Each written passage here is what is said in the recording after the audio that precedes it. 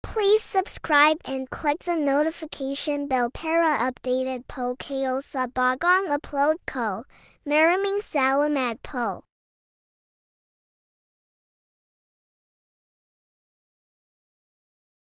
Natawa na naman siya. Mukhang nagets niya kung anong ibig kong sabihin. Kasi totoo naman. Nakakalat kaya yung mga pinaghubaran namin ni Allen sa sahig. Parang ang pangit naman tingnan pag nakita pa ni Lauren. GAGA ka talaga. Mas okay nga yun. Ipamuka mo sa kanya na kakatapos nyo lang mag S3X, at natawa na naman siya. Inirapan ko nga. Tung babing to, kung makabigkas ng S3X akala mo ang dami-daming experience. Hindi nga ako sigurado kung nagka-boyfriend na to anong mismong sinabi niya nung inabot niya yung invitation? Pahabol na tanong niya. Hindi talaga to titigil hanggat hindi niya nakukuha ang buong detalye Parang casual nga lang siya sagot ko naman. Kung makaimbita akala mo kabarkada niya lang ako. Grabe, ano? Imagine, pumunta pa talaga sa bahay nyo. Walang messenger. Dukha. Natatawang biro niya. Naku Vanny, I'm pretty sure nagbaka sakali lang yun na baka maabutan niyang mag-isa si Allen sa bahay nyo. Pero malas niya, nandoon ka. Napangiti naman ako sa loob-loob ko. Oo nga, buti na lang. Yes, we're talking about Lauren's visit yesterday. Ayaw ko na nga sanang maalala, pero eto kasing si Layla mapilit. Magkwento raw ako.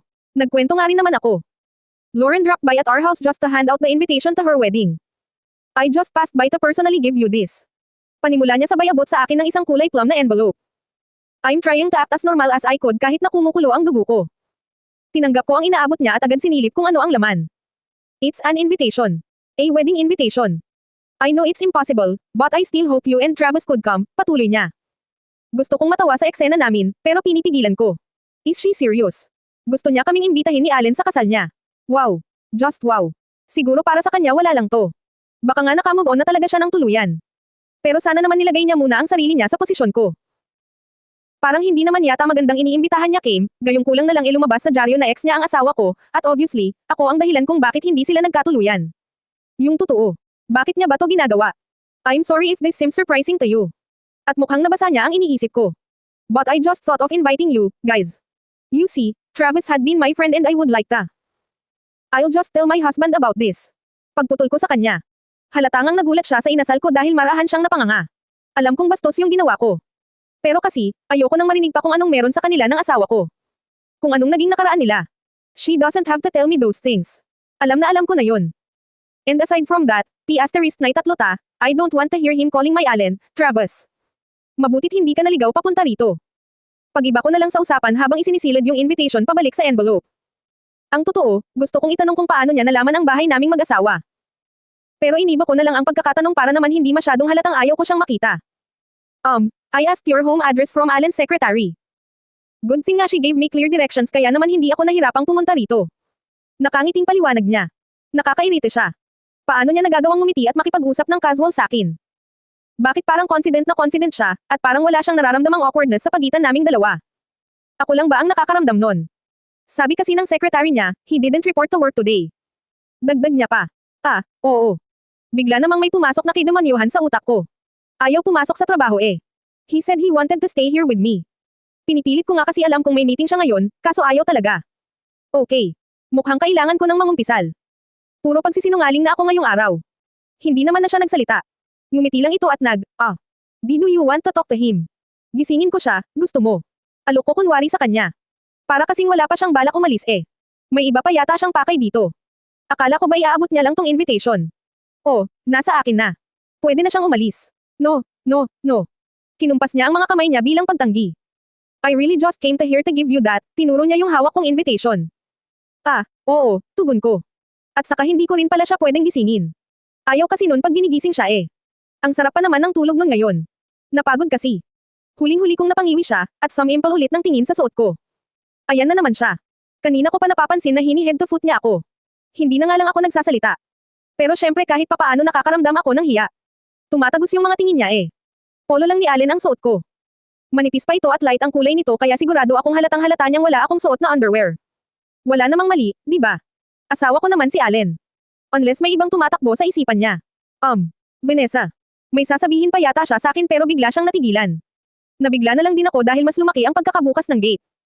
Naramdaman kong may tao na sa likuran ko. I looked to my side and saw my husband. Gulo-gulo ang buhok nito, halatang bagong gising, and he's wearing nothing but his bluish-gray, striped boxers. Sup, naman. Gusto ko siyang itulak papasok sa loob ng bahay Tama ba namang lumabas ng naka-boxers lang? Kung sa bagay, ano nga palang isusuot niya, gamit ko ang polo niya.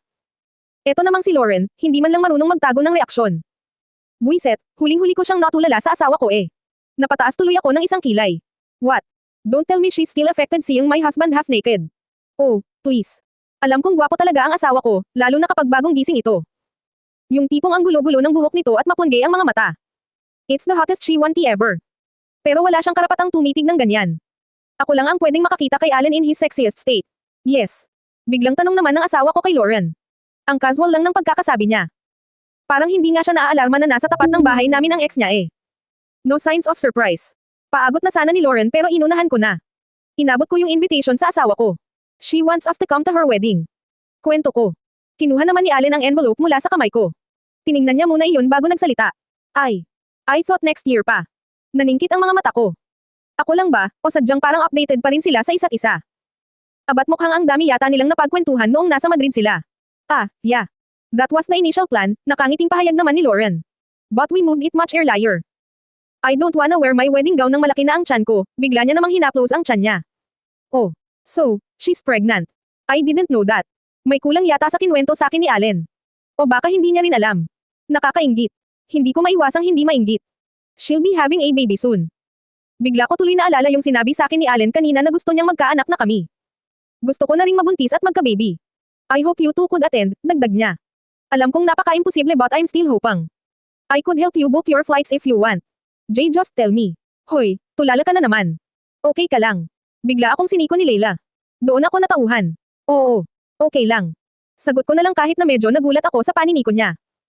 Oh, mamaya mo na lang ulit ituloy ang kwento mo. Malapit na tayo eh. Ngumiti na lang ako. Mabuti naman at malapit na. Napapagod na ako kakalakad. Today is Leila's birthday. She booked a dinner for two sa isang eat-all-you-can restaurant dito sa Bonifacio Global City. Sinabi ko ngang sana hindi na lang eat-all-you-can dahil alam niya namang hindi ako big eater. Sayang lang dahil hindi ko naman masyadong may enjoy. At saka isa pa, wala rin sa mood ang tiyan ko nitong mga nakaraang linggo. Palaging nangangasim. Ewan ko nga kung bakit, palagi naman akong kumakain kahit na paunti-unti lang. Pero syempre, katulad ni Allen, mapilit din itong pinsan ko. Minsan lang naman daw. Matagal na rin daw siyang hindi nakakakain sa buffet. Pagbigyan ko na raw siya, total birthday niya naman. Ano pa nga bang magagawa ko? Syempre hindi na ako makakahindi sa kanya. Masaya naman ako dahil pinili niyang mag-celebrate ng birthday kasama ako. Ako lang. Walang iba. No ang Leila, she really has a huge set of friends. Marami siyang connections. Pero mas ginusto niyang ako lang ang makasama niya sa espesyal na araw niya. Syempre natuwa ako. Kahit na medyo naninibago pa rin ako dahil mas sanay akong kasama ang mga pamilya namin kapag birthday niya. Before, her parents would even host a big party just for her. Nakakamiss yun. Pero mukhang malabo nang mangyari ulit. Hanggang ngayon kasi hindi pa rin sila nagkakaayos ng magulang niya. Simula nang lumayas siya dahil ayaw niyang magpakasal kay Allen, nawala na yung mga masasayang reunion sa pamilya. Ilang beses ko siyang sinabihan na magpakita na at makipag-ayos, pero ayaw niya talaga. Matigas siya. Lalo tuloy lumalalim ang tampuhan nila sa isa't isa. Minsan ako na yung naiipit eh. Oo nga pala, pagbasag ni Leila sa katahimikan. Tinext ako kanina ng magaling mong asawa. Di talaga. Nakaramdam naman daw ako ng kaunting excitement. Noong my husband, hindi niya habi ang mag-text. Lalo na sa pinsan ko na ayaw niya. Anong sabi? Wag daw kita hahayaang umuwi na mag-isa. Ihatid daw kita. Ters. Kung makotos akala mo amo ko siya eh. Napangiti ako. Pero binawi ko rin agad dahil bigla akong sinaman ng tingin ng pinsan ko. Oh, ano yan? Ngiti-ngiti. Kung kiligin ka para kang virgin Sus. Ano na namang trip niyang asawa mo at nagiging sweet sa'yo? May pa-text-text pang nalalaman. Kaya niya naman palang maging maalaga, hindi pa ginawa dati. Daig pa ang babae kung magpa-hard to get eh. Iritableng reklamo na naman niya. Tumahimik na lang ako. Ayoko na siyang patulan dahil masaya naman ako sa estado namin ni Allen ngayon. Unti-unti na talaga siyang nagbabago. And speaking of that man, baka naman nag-text din siya sa akin. Sinilip ko yung phone ko mula sa bulsa ng miniskirt ko. Pero wala naman. Kahit missed call, wala. Abala siguro sa trabaho. Mag-o-overtime raw siya ngayon dahil hindi siya nakapasok kahapon. Ako pa nga ang sinisi. Hindi ko raw kasi siya pinapasok. Sa ayaw ko lang naman siyang matuloy doon sa reunion eh. Kaninang umaga nga, na-late rin siya. Paano kasi, ayaw magising. Pagod na pagod. Sineryoso ba naman kasi yung, all day. Pagkaalis ni Lauren sa bahay, umarangkada na siya. Ni hindi man lang ako binigyan ng oras para magsalita tungkol sa pagdalaw ng ex niya at sa pag-imbite sa amin sa kasal. Bigla na lang akong binuhat papuntang banyo. Nabinyagan tuloy nang wala sa oras yung bagong linas namin na bathtub. Si Allen kung saan-saan na lang. Pati nga kaninang madaling araw, humirit pa ng isang round. Hindi naman ako nakapalag kasi inipit niya ang mga kamay ko sa headboard ng kama. Kulang na lang ikadina niya ako eh. He's really a beast in bed. Kaya ayon, bagsak kaninang umaga. Nalate ang magaling kong asawa. Nasungitan na naman tuloy ako. Bakit daw kasi hindi ko siya ginaisang? Tumahimik na nga lang ako, para wala ng away. Ako na naman ang may kasalanan. Minsan talaga hindi ko maintindihan ang timpla ng asawa ko. Minsan sweet, minsan bitter. Pero mas madalas, hot. Oh, and yes. Alam niyang may lakad ako ngayon. Nagpaalam ako kanina na magke-celebrate ng birthday ni Leila. Natuwa naman ako dahil pumayag siya, basta wag lang daw ako magpapagabi. At wag na wag daw akong uuwi na mag-isa. Ang saya nga. Pinapayagan na niya ako. Hindi ko na kailangang tumakas at magsinungaling. Ito nga yata ang unang lakad ko na wala akong iniisip eh. Yun bang makakapagliwaliw ako nang hindi kinakabahan? Legal na legal ako. Pero teka, parang kanina pa yata kami naglalakad na magpinsan. Napapagod na ako. Kung ganito pala kalayo, edi sana nag-park na lang came sa mas malapit. I was about to ask Leila, pero paglingon ko sa gilid ko, hindi ko na pala siya kasabay na naglalakad. Napahinto na ako at hinanap siya sa likuran ko. Nakita ko siyang nakatayo sa tapat ng isang restaurant na parang may pinagmamasdan. Aba tingnan mo yun. Hindi man lang nagsabi. Buti na lang pala hindi ako nagsasalita dahil magmumuko lang akong baliw na nakikipag-usap sa hangin. Napailing-iling na lang ako at binalikan ko siya. Lay, ano ka ba? Marahan ko siyang hinampon sa braso. Bigla-bigla ka na lang nawawala. Hindi naman niya ako pinansin. Nakatulala lang siya, kaya kinalabot ko na siya. May problema ba? Matagal bago siya nakasagot. Vivani, akala ko ba nag-usap na kayo ni Allen na hindi na siya makikipagkita kay Lauren? Pahayag niya nang hindi lumilingon sa akin. Napakunot ako ng noo. Oo nga. Yun ang siniguro niya sa akin kagabi at kaninang umaga eh. Bakit? Ewan ko, pero parang bigla akong sinalakay ng kaba. Hindi ko gusto ang nararamdaman ko. Bigla naman siyang tumuro. Binaling ko agad ang tingin ko sa direksyon na tinuturo niya. I then felt a pain in my chest. Matagal bago tuluyang nanood sa utak ko kung anong eksena ang nakikita ko. Para akong nabuhusan ng malamig na tubig. I'm watching my husband. Happily eating dinner with his ex. Nagsimula ng mamanhid ang buo kong katawan. I can no longer feel anything, aside from the tension and electricity running through my palms. Vivani, come on. Hinailan na ako ni Leila sa braso. Mag-usap na lang kayo mamayang mag-asawa pagka-uwi. Payo niya. But I didn't listen. I don't want to listen. Sa totoo lang, parang wala na nga akong naririnig. Nabingi na yata ako. Parang ang tanging naririnig ko na lang ay ang masasayang boses ng asawa ko at ng babae niya. Sila na lang din ang nakikita ko. He lied. Sabi niya sa akin hindi na sila magkikita. Sabi niya sa akin siya mismo ang lalayo. Ang buong akala ko rin nag-overtime siya sa trabaho ngayon. Then what is this? I thought we're already okay. Bakit ba kahit na anong paghihigpit at pangbabakod ko sa kanya, gumagawa't gumawa pa rin sila ng paraan para makita ang isa't isa? Wala ba talaga siyang pakialam kung masasaktan ako? Vivani, halika na. Wag dito, pabulong na pakiusap sa akin ng pinsan ko. Doon ko lang namalaya na nakapasok na pala ako sa loob ng restaurant at nakalapit na ako sa table nila Allen. I finally caught their attention. Mabilis na tumayo ang asawa ko. Kitang-kita ko ang pagkagulat sa mga mata niya. Halos hindi siya makagalaw. Vanessa. Akmang hahawakan niya ang kamay ko pero umilag ako, at sinampal ko siya ng malakas. Natigilan lahat ng tao sa loob ng restaurant, including his B1 Take X. GAGO siya. Ang GAGO niya. How could you? I almost yelled in gritted teeth. Wala ka talagang ibang alam gawin kung di ang saktan ako, ano? Hindi ko na napigilan. A tear fell from my eye. Inis ko yung pinahid, at saka ko ulit siya tinitigan ng masama. Pinilit kong magsalita kahit na nanghihina na ang mga kamay ko, at nangangatog na ang mga tuhod ko. Pakiramdam ko anytime magkukolaps na ako dito. Sobrang sikip ng dibdib ko. Sana pala talaga hiniwalayan na kita. You're such a disappointment, Allen. Diin ko sa pinakamatapang na tono ng boses ko, at nilisan ko ang lugar ng mag-isa. Nanginginig pa ang mga tuhod ni Vanessa nang makarating siya sa isang kilalang bar sa The Fort. Hindi na niya alintana ang dami ng tao sa loob, pati na ang pinaghalong amoy ng alak at sigarilyo. Gusto lang talaga niyang maglabas ng sama ng loob at makalayo sa anino ng walang kwenta niyang asawa. Siya, sawang-sawa na siyang umintindi kay Allen, sa kakabigay ng pagkakataon dito. Mukha namang hindi niya kayang mawala ang ex niya. E di puny tatlo magsama silang dalawa. Ginagawa niya kung anong gusto niyang gawin. Pues, gagawin ko rin ang gusto ko. Hinubad na niya ang suot niyang cardigan, revealing her in her miniskirt and spaghetti strap top. Nakakaramdam na kasi siya ng init. Halos siksikan sa loob. Ang daming sumasayaw. Hindi na nga yata siya sanay na nagpupunta sa mga bars dahil nahihilo na rin siya sa galaw ng mga ilaw. Patay Cindy. She wiped the dried tears on her cheeks and took a sigh. She was about to go straight to the wine bar counter nang biglang may humawak na lalaki sa kanya. Babawiin na nga sana niya ang braso niya dahil ang inakala niya ay babastusin lamang siya, pero hindi niya nagawa. Vanessa. Ani ng lalaki. Natigilan siya. How come he knows her? Siningkit niya ang kanyang mga mata at pilit na kinilala ang lalaking nasa harapan niya. Pamilyar ang aura nito ngunit hindi niya ito gaanong mamukhaan dahil may kadiliman sa loob ng lugar. What are you doing here? Are you with Allen? Patuloy pa ng lalaki. I am sorry. Hindi kita marinig. Kunot noong tanong naman ni Vanessa dahil hindi niya ito marinig ng maayos. Bigla kasing nagpalit ng tunog sa bar. Nagsimulang tumugtog ang club remix ng Starships. Sakto pa namang malapit sila sa isang speaker. Who are you? Pahabol na tanong niya. Nilapit ng lalaki ang mukha nito sa bandang tenga niya na siyang kinabigla niya. Napaatras pa siya sa pag-aakalang may gagawing masama ang binata. Bubulong lang pala. It's me. Marco. Where's Allen? Alam niya bang nandito ka? S-hit. Mabilis niyang binawi ang kanyang braso nang makilala na niya kung sino ang lalaki. So, it's her husband's loyal drinking buddy. Don't you dare tell him I'm here. Dinuro niya ito at saka tinalikuran. Tinawag pa siya ni Marco pero hindi na siya lumingon. Pumagitna siya sa mga taong nagsasayawan at nagkukwentuhan para makapagtago.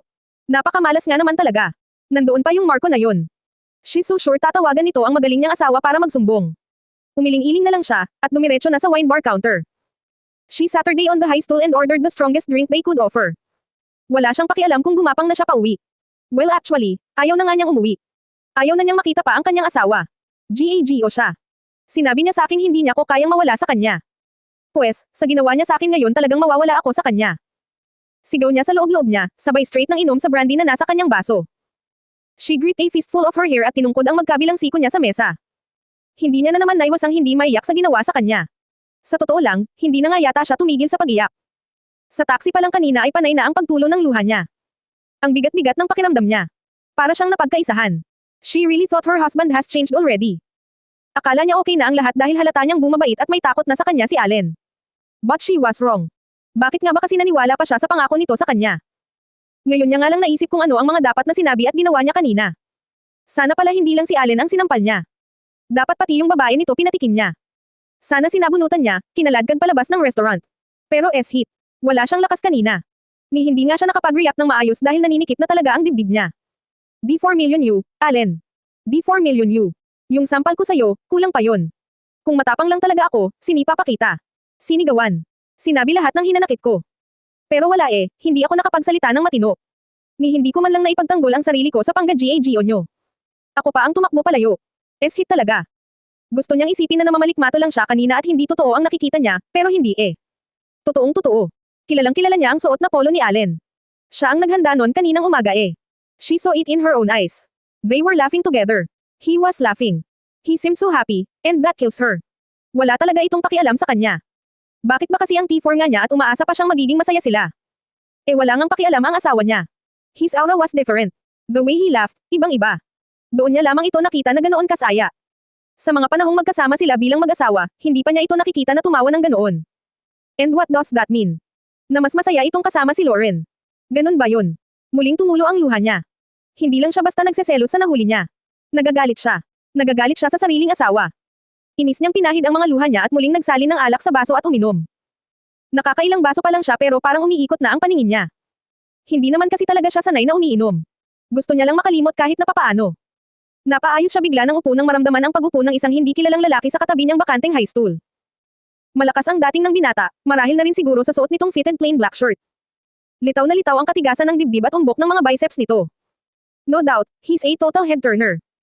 Hindi na nga dapat papansinin ni Vanessa pero naiilang siya dahil kanina pa nakatitig ang binata sa kanya.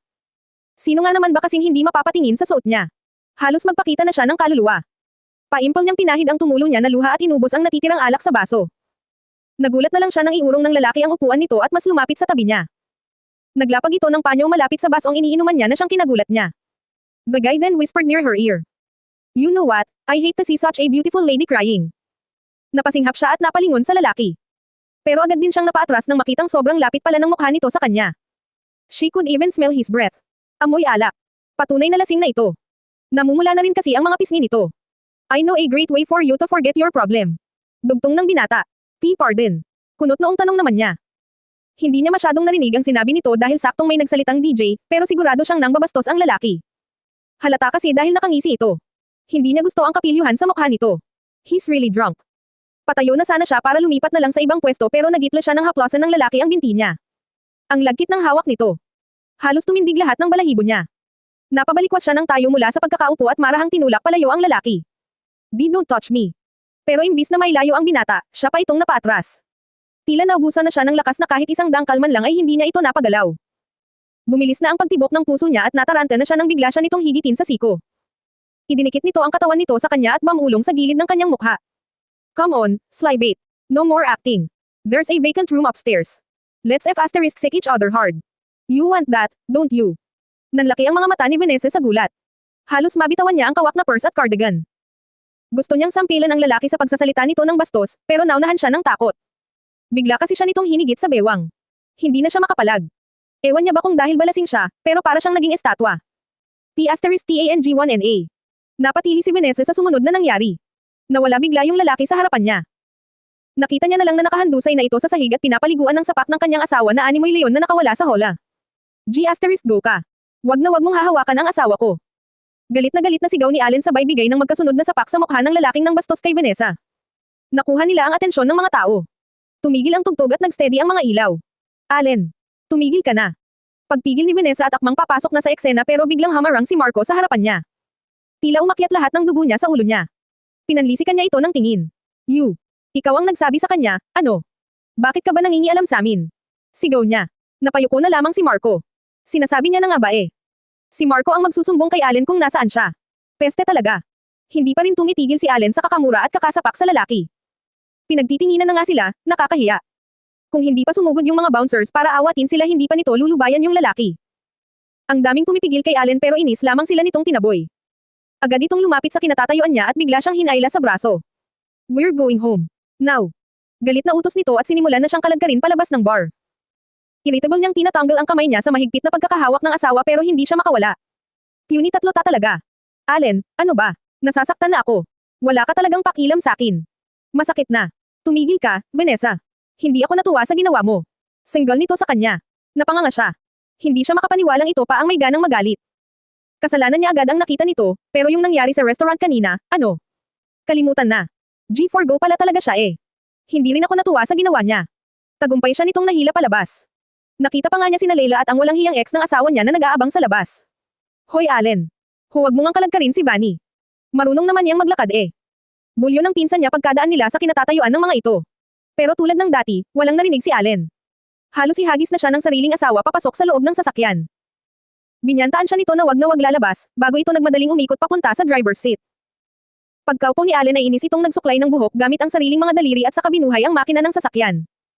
Naririnig pa ni Vanessa ang mga pagbulong-bulong at pagmumura nito pero wala siyang pakialam. Magmura siya hanggat gusto niya. L3Ts tatlo siya. Buong biyahe niya itong hindi kinibo. Hindi rin naman kasi nagsasalita si Allen. Nakatutok lang ang atensyon nito sa kalsada kunot ang noo at nanggigigil sa inis ang mga kamao. What did I tell you Vanessa? Di ba sinabi kong wag na wag kang pupunta sa mga ganang lugar? Yan ang unang sermon sa kanya ni Allen pagkarating nila sa bahay. Hindi niya na ito pinansin. Sawang-sawa na siyang marinig ang mga paratang nito. Agad siyang umakyat papunta sa kwarto without saying any word. Nakasunod naman si Allen. Vanessa, SH*T come back here. I'm talking to you. Pasiga na pagtawag nito. Hindi ka ba nag-iisip? Bakit ka pumunta doon ha? T4 and G1NA naman. Kung hindi ako dumating baka kung ano nang ginawa sa'yo ng hayop na yon. I told you not to go to dirty places like that. At saka tingnan mo nga yung itsura mo. Bakit ganyan ang suot mo? What are you, a whore? Ano bang pakialam mo? Pabalang na sagot naman ni Vanessa. Wala ka namang pakialam sa akin di ba? Kung gusto kong magpakalasing, at magpabastos sa iba, wala ka na dun. Akmang pagsisiriduhan na niya ng pinto ng kwarto ang asawa pero nanlaban ito at pinigilan ang pagsara ng pinto. Frybake. May pakialam ako. I'm your husband. Tugon rin ni Allen habang pilit na tinutulak pabukas ang pinto. Nawalan na ng lakas lumaban si Vanessa kaya't hinayaan na lang niyang makapasok ng tuluyan ang asawa. Initsa niya ang kapit-kapit na purse at cardigan sa kama, at agad na tinungo ang luma nilang aparador. Mabilis niyang inilabas ang isang malaking malita mula roon. This marriage is going nowhere, sigaw ng isip niya. Kung hindi niya ako kayang mahalin at alagaan, pues wala siyang karapatang manatili sa buhay ko. What are you doing? Halos pumiyok si Allen nang itanong niya iyon. Nakatayo lamang ito na para bang nabuhusan ng nagyayelong tubig, at nakatulala sa misis habang abalang-abala ito sa pag-eempake. Hindi na nagsalita si Vanessa. Obvious naman kasi na aalis na siya. Does she need to explain why? Hindi pa ba sapat lahat ng dinanas niya? Vanessa, what's this? Tarantang hinawakan ni Allen ang mga kamay niya para siguro pigilan siya, pero inis niya lang na binawi ang mga yon. Sinaman niya ng tingin ng asawa. Ano ba sa tingin mo, Allen? Hindi pa ba halatang iiwan na kita? Diin niya at muling ibinalik ang atensyon sa ginagawa. Nagmamadali niyang inilabas lahat ng damit niya galing sa dresser at initsa sa loob ng malita. Hindi na siya mapipigilan sa pagkakataong ito. She's really ready to leave him. Tama na. Sobra na. Sagad na siya. Tinalikuran na niya ang asawa at papasok na sana sa CR para kuhanin ang mga gamit niya roon pero bigla siya nitong pinigilan at inikot paarap. You can't leave me, Van. Sabi nito sa kanya. Nginisya niya ito. Yes, I can. And I'm doing it now. Gamit ang natitirang lakas sa katawan at tinulak niya ito sa dibdib palayo. Akmang tatalikod na ulit siya pero nagulat siya nang sipin ni Allen yung malita. SHT. T4 and G1NA naman Vanessa. Ang hirap mo namang mahalin. Natigilan siya at muling hinarap ang asawa. Aminado siyang nakaramdam siya ng takot nang makita ang nanglilisik sa galit ng mga mata nito, pero hindi siya nagpahalata. Tinapangan niya ang sarili. She has to defend herself. Kahit ngayon lang. Kahit ngayon lang matuto siyang lumaban para sa sarili niya. Why don't you give me time to explain? May bahid ng paninisi at pagtatampo sa boses ni Allen. Bigla-bigla ka na lang aalis. Paano naman ako? Napapikit ng madiin si Vanessa. Eto na naman sila sa sisihan. I'm tired of you and your explanation, Allen. Gigil na pahayag niya nang makamulat na siya. Paulit-ulit lang tayo Mag-aaway, magbabati, tapos mag-aaway ulit. Kung hindi ka nagsasawa sa takbo ng relasyon natin, pues ako sawang-sawa na. Wala na akong pakialam sa mga paliwanag mo. Valid man yan o hindi, you still lied. Sabi mo hindi ka na makikipagkita. Nalingat lang ako, magkasama na naman kayo. Overtime pala ha. If you're still in love with her, idi sa kanya ka na. I'm done here. Tigilan na natin to, Allen. Maawa ka naman sa akin. I didn't want to be with her. Laban ni Allen. Huwag kang ang nagko-conclude agad. You don't even know what happened. Pauwi na ako nun. Pinilit kong tapusin ng maaga ang trabaho ko. I just bumped into her while buying something for you. She invited me to dinner since she's leaving tomorrow. Yun lang. Did I miss something, Vanessa? Tell me. You told me you'll stop seeing her. I had no choice. Nakiusap siya. And besides, it was just a dinner, Van. Just a simple dinner. And only because of that, eto ang gagawin mo. Pumunta ka pa sa PUNY3T4NG lugar na yon. Para ano? Anong ipinagmamalaki mo? Nakaya mo ang sarili mo. Ipi-asterisk ta kung hindi ako dumating baka kung napano ka na Huwag mo ngang ipunta sa akin ang problema. Inis na pahayag ni Vanessa. And it's not only because of that, Allen. TSK. Hindi mo talaga maintindihan, ano? Napahilot siya sa sentido niya. Hindi na niya alam kung anong paliwanag pa ang gagawin niya para lang maliwanagan ang asawa niya sa kasalanang nagawa nito sa kanya. Akala ba nito na ang kinakagalit lang niya ay yung simpleng pakikipagkita nito kay Lauren? Hell no. Hindi lang yun. Maraming pa. Marami. Huminga siya ng malalim. At pilit na iniba ang tono ng kanyang pananalita. Pasensya ka na ha. Naniwala lang naman kasi ako sa pinanggako mo sa akin. Akala ko kasi tutuperin mo. Sorry ah. Huwag kang mag-alala, hindi na mauulit. Asar naman siyang hinigit ni Allen sa siko. Stop it. I'm sorry. Hindi ko kasi talaga naisip na hindi mo tutuperin ang. Enough with your sarcasm, Vanessa. Mas bamigat ang pakiramdam niya.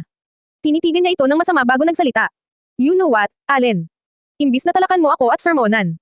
Why don't you just say sorry? Hindi mo ba naisip na baka yun lang ang hinihintay ko na sabihin mo? Malamig na pagkakasabi niya sabay bawi sa siko niya. At pwede ba, wag mong sasabihin na mahirap akong mahalin. Tingnan mo muna yung sarili mo. Ikaw ang mahirap mahalin. Humugot siya muli ng malalim na hangin. Naninikip na naman ang dibdib niya. Nahihirapan na siyang huminga dahil sa sobrang emosyon sa katawan niya. Ni hindi siya makaiyak. Mas nangingibabaw ang galit sa puso niya. Hinigit niya ang suot-suot na kwintas na niregalo sa kanya ng asawa, at inis iyong inihagis sa dibdib ng kabiyak. Get out of my life, Allen. Tuluyan na sana siyang papasok sa loob ng banyo, pero shitty, hinailan na naman siya nito sa braso. Bakit ba ang tapang-tapang mo ha? Ang lakas ng loob mong mangiwan ah. Kaya mo na ako, ha Vanessa? Matapang ka na. Damiin ang pagkakapit nito. Napa-array siya. Allen. Masakit. Gusto mong umalis. Single nito sa mukha niya, fine. Umalis ka na. Hinayla siya nito, pati na rin ang malite niya. Halos kalagkarin na siya palabas ng kwarto at pababa sa hagdan. Hindi na niya napigilan. Bumuhos na ang mga luha na kanina pa nangingilid sa sulok ng mga mata niya. Allen, ano ba? Bitiwan mo ako. Nasasaktan na ako. Hindi mo na ako kailangang hilin. She shouted between her sobs. Nasasaktan na siya sa higpit ng pagkakakapit ni Allen sa braso niya. Ilang beses din siyang nawala ng balanse at natapilok habang kinakalagkad siya pababa sa hagdan. T4 and G1N4 umalis ka na. Ito naman talaga ang gusto mong gawin dati pa diba? Sige. Lumayas ka. Iwan mo ko. Tinulak siya nito sa sahig ng sala. Halos sumubsob ang mukha niya sa semento. Mabutit na tungkod niya ang mga siko niya kung hindi, tiyak na paputok ang labi niya. Hindi makapaniwala sa ginawang panunulak sa kanya ng asawa, madiin niyang ipinikit ang mga mata niya at muling umiyak. She cried silently as her tears fall down on the tiled floor. Hindi pa nakontento si Allen. Lumapit pa ito sa kanya at hinayla paangat ang buhok niya. Napasigaw siya dahil halos mabunot na ang lahat ng hibla ng buhok niya. You don't trust me. Alam ko kung ano ginagawa ko, Vanessa. Ikaw lang kung ano-ano ang iniisip. Sigaw nito sabay bitiw sa ulo niya. Umikot ang paningin niya. Hindi na niya kayapang pigilan, lumakas na ang pag-iyak niya. Her tears aggressively rolled down her cheeks. Halos hindi na siya makilala dahil basang-basa na ang mukha niya, at dumaikit na ang ilang hibla ng buhok niya sa pisngi niya. Allen doesn't really care. Siya ang dehado dito pero ito pa rin ang may ganang manakit at magalit. Napatahan siya bigla sa pag-iyak. Nagpanik siya nang biglang kumirot ang puso niya. Agad siyang napahawak sa tiyan niya. Kumapit din siya sa kalapit na sopa para sana itayo ang sarili. Pero God, hindi niya kaya. She ended up lying on the floor and curling to her side. Impit siyang napasigaw. Sobrang sakit ng puso niya. It was like extreme dysmenorrhea, or the first phase of dying. Namilipit siya sa sakit. It's a different kind of pain. Unbearable. She then felt something coming out from her, rushing down her legs. She looked down. Halos mahimatay siya nang makita ang dugo sa mga binti niya. Literal na nanginig ang buo niyang katawan. She wiped it and was stunned when she confirmed it was real. Nanginginig niyang inangat ang kamay niya na may bahid ng dugo at halos hindi siya makapagsalita sa nakikita ng mga mata niya. Muli siyang napahawak sa tiyan niya. Sumakit ulit, pero mas masakit kaysa kanina. Para siyang sinasaksak ng paulit-ulit. Hindi siya ganoon ka-inosente. Alam na alam niya kung anong nangyayari sa kanya ngayon. Napasigaw siya sa sobrang sakit ng sinapit niya. She can't think straight. Right now, all she wants is for the intense pain to stop. Ayaw tumigil sa pag-agos ng dugo sa mga hita niya. At parang iniipit ang tiyan niya. Hindi na niya kaya. Nanginginig niyang inabot ang mga kamay ni Allen na kasalukuyang nakatayo sa tabi niya nakatulala sa kanya at putlang-putla ang mukha. Allen, tulungan mo ko. Please, tulungan mo ko. Pagmamakaawa niya habang humahagulgol. She can no longer bear the pain. Ang sakit-sakit na. Unti-unti na siyang nanghihina, dinagdagan pa ng matinding takot sa dibdib niya. The next thing she knew, buhat-buhat na siya ni Allen. I'm sorry Van. Sorry. Hindi ko ginusto. I'm really sorry. Please. Panay ang paghingi nito ng tawad sa kanya, pero hindi yun ang kailangan niya ngayon. Mabilis siya nitong naipasok sa loob ng sasakyan. Hinagi siya sa passengers area sa likod at nagmadali itong tumungo sa driver's seat. Napatigilid ng higa si Vanessa sa upuan. Inipit niya ng madiin ang kanyang puson. Sobrang sakit. Ngayon lamang siya nakaranas ng ganito. Para na siyang maubusan ng dugo. Hold on, Vanessa. I promise to drive fast. Please, don't close your eyes. Don't sleep. Stay with me. Yutol-yutol na pakiusap ng asawa niya habang natatarante sa pagbuhay sa makina ng sasakyan. Lalong bumuhos ang mga luha niya. Napakapit siya sa pagkababae niya para sana pigilan ang pagtulo ng dugo. Stay with me. Why, Allen? Bakit kailangan niyang maramdaman lahat ng ito? Nagmamahal lang naman siya. At gusto niyang mahalin ng taong mahal niya. Buong buo. Mahirap bang ibigay yun? Does she need to feel all these hardships just to get what she wants? She just needs her husband's full love and attention. Why can't he give it to her? Bakit kailangan pa niyang maranasan lahat ng ito? Ano pa ha? Ano pang sakit ang ipaparanas sa kanya ng asawa niya? She's pregnant, and she didn't even know. How come she didn't know? Pag may nangyaring masama sa dinadala ko, hindi kita mapapatawad, Allen. Tandaan mo yan. Hindi kita mapapatawad. Bumukas ang pinto ng private room kung saan ako naka-admit. Niluwa noon si Allen na parang balisang balisa ang hitsura. Nagising bigla ang dugo ko. Pinilit kong iangat ang sarili ko kahit na hinang-hina pa ang katawan ko at may kaunting kirot pa rin sa puson ko. Nagmadali naman siyang lumapit papunta sa akin para pigilan ako sa balak ko. No, Vanessa. Hindi mo pa kaya. Pero hindi ako nagpapigil. Kaya ko naman. Kumapit agad ako sa manggas ng t-shirt niya. What happened? Ewan ko kung saan ako nakakuha ng tapang para itanong yon. Natatakot ako, hindi ko alam kung kakayanin ko kung sakaling hindi ko magustuhan ang sagot niya. Niyugyug ko ang braso niya. Bakit hindi niya ako sinasagot? He can't even look straight to my eyes. Allen. Anong nangyari? The baby. What happened to our baby? Halos tumiyo pa ako sa mga tanong ko. Inabot niya ang magkabilang kamay ko at madiin na hinalikan ang mga yon. Natakot ako bigla. The way he kissed my hands. Bakit nanginginig ang labi at mga kamay niya? Wala namang nangyaring masama sa baby namin, di ba? Allen. Nagsimula nang uminit ang sulok ng mga mata ko. Bakit kasi hindi siya nagsasalita? Nilapat niya ang isang kamay ko sa pinsgi niya. He looked at me straightly. I saw an intense sadness in his eyes. I'm so sorry, Van. Believe me, hindi ko ginusto. I didn't know you were pregnant. Hindi ko na nagawang tumingin sa kanya. Why are you saying that? Nagsisinungaling ka na naman ba? Why do you always lie to me? Stop it. Allen. You're hurting me again. Namanhid na ang buo kong katawan. Bakit niya ba ako niloloko? This is not the right time to crack jokes. Diniinan niya ang hawak sa kamay ko. He closed his eyes tight. I saw that worried face again. Kinakabahan ako kapag ganyan ang hitsura niya eh. I'm really sorry. Hindi ko sinasadya. It's gone, Van. The baby is gone. Matagal akong tumitig sa kanya. Hinihintay ko na bawiin niya ang sinabi niya. Pero hindi. Kasabay ng pagkirot ng dibdib ko ay ang pagtulo ng luha galing sa mga mata ko. Napayuko na lang ako, pero inangat niya agad ang mukha ko. Please, don't cry. Don't cry. Ako may kasalanan. I admit it. Please stop crying. If only I could do something to have it back. Are you happy now? Tiningnan ko siya habang patuloy na tumutulo ang mga luha ko. You've successfully destroyed me, and our child. Masaya ka na. I faked a laugh. Para akong baliw na tumatawa, pero lumuluha. So we're even now ha, Allen. Siguro naman bayad na ako sa naging kasalanan ko sa'yo. Hinang-hina kong binawi ang mga kamay ko mula sa kanya. Parang bigla akong nawalan ng lakas. Nawalan ako ng gana. Bakit ba kasi nagising pa ako? Bumalik ako sa pagkakahiga sa kama at tumagilid. Sinubsob ko ang mukha ko sa dulo ng unan at doon ako impit na umiyak. I mourned silently. Vanessa. Hinaplos niya ako sa braso pero umilag ako. Huwag mo kong hawakan. Please Van, talk to me. Hindi ako nakikipaggantihan sa'yo. Matagal na kitang pinatawad. Maniwala ka sa akin. I didn't want this to happen. Why you don't know how sorry I am? Di bakit hindi mo sinabi sa akin na buntis ka? Mas lalo akong naiyak. Hindi ko na siya sinagot. Ayoko na. Ayoko nang magsalita. Dahil kahit na ano pang sabihin ko, hindi na mababalik ang nawala sa akin. Pinahid ko ang mga luha sa pisngi ko. Bakit hindi sila tumitigil sa pagtulo? Just leave me alone, pakiusap ko. Niyakap ko ang sarili ko at bahagyang lumayo natatakot ako baka saktan niya na naman ako. Hindi ako aalis dito. Hinaplos niya ulit ako sa braso. I said don't touch me. Umangat na ako at sineksik ang sarili ko sa headboard ng kama. Wala na akong pakialam kung mahugat na yung kung ano-anong nakatusok sa kamay ko. Pilit niya akong hinahawakan pero inis kong tinataboy ang mga kamay niya. Ayokong madikitan ng balat niya. Natatakot ako. Natatakot na ako sa kanya. Baka saktan niya na naman ako. Baka sampilan na naman niya ako. O baka sabunutin niya ako. Vanessa, hey, calm down please. Makakasama to sa'yo. Hindi mo pa kaya. Baka lalo kang manghina. Pilit niya akong hinarap sa kanya at kinulong sa mga bisig niya. And no. Umalis ka. Umalis ka. Leave me alone. Humagulgol ako at tinulak-tulak siya palayo. Huwag mo kong hawakan. Huwag mo sabi akong hawakan. Van, it's okay. Hinaplos niya ang mukha ko. Napasigaw ako sa takot. He will slap me. I know he will slap me. Pinaghahampas ko siya bago pa niya ako masaktan ulit. Hindi ko na alam kung saan tumatama ang mga hampas ko. Basta ayoko siyang makadikit sa akin. Umalis ka. Leave me alone. I cried harder.